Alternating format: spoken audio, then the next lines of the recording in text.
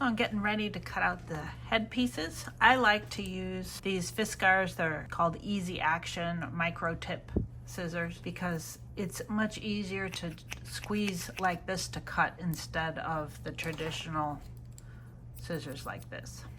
Of course, you can use these scissors to cut the pieces out if that's what you have, or if you find that's easier. But I am going to use these scissors. And as you're cutting, just like if you're making a mohair bear and cutting out those pieces, you want to glide this bottom blade under so that it's going through the fur, and so that you don't want to chop the fur.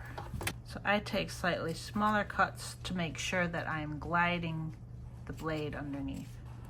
And now, see, I have a little bit of a border, but now I'm cutting right on the line.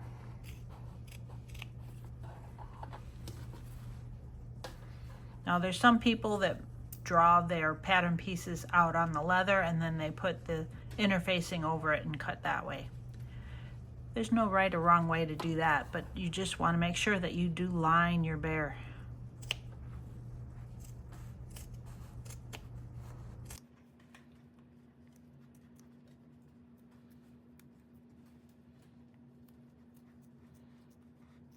I'm going to go all the way up this way,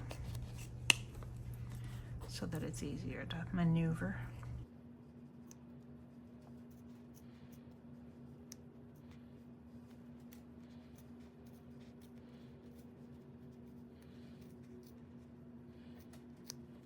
There we go. I'm going to cut out the other one and we'll be right back. Now I've got my two head side pieces cut out and I want to trim the seam allowances. The reason I do that is so the seams are cleaner, but also because then when you stitch it together, you get a tighter seam. You do want to be careful because you don't want to go too far into the seam allowance, because then you'll have a bald spot on your bear. And I am using these scissors this time. You can go back and forth to whichever. And I'm just, if you can see, let me get a little closer. It's just a very small amount. See?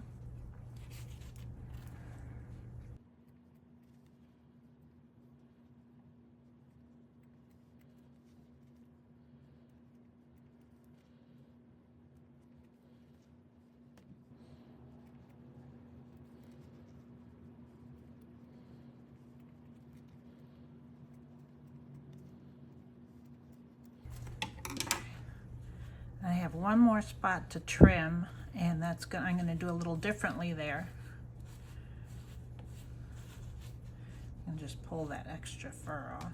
And that is the neck area. This is where I'm going to close after everything is stitched together and the bear's head is stuffed. That's where I'm going to close it. So I need a little bit more room with the fur so that when I close it, the fur doesn't get in the way. So I am going to snip a little bit more here.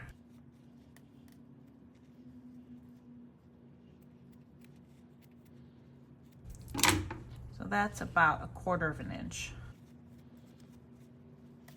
Now I'm going to trim the seam allowance on the other pattern piece.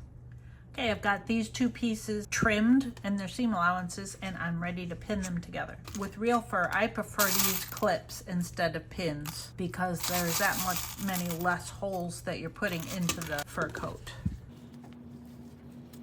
So this is the first seam that you will be stitching on the head is this chin seam right here. So we are going to,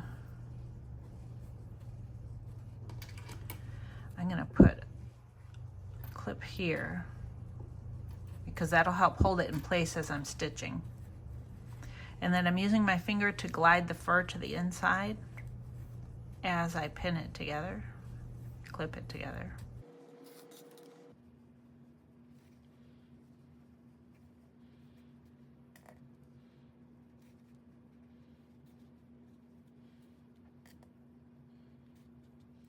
Go.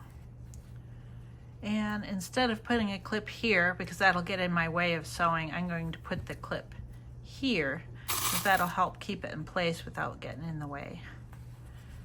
So I've got this piece ready to go. I'm going to set it aside. I'm going to cut out the head gusset just so that's ready to go after we have the head stitched.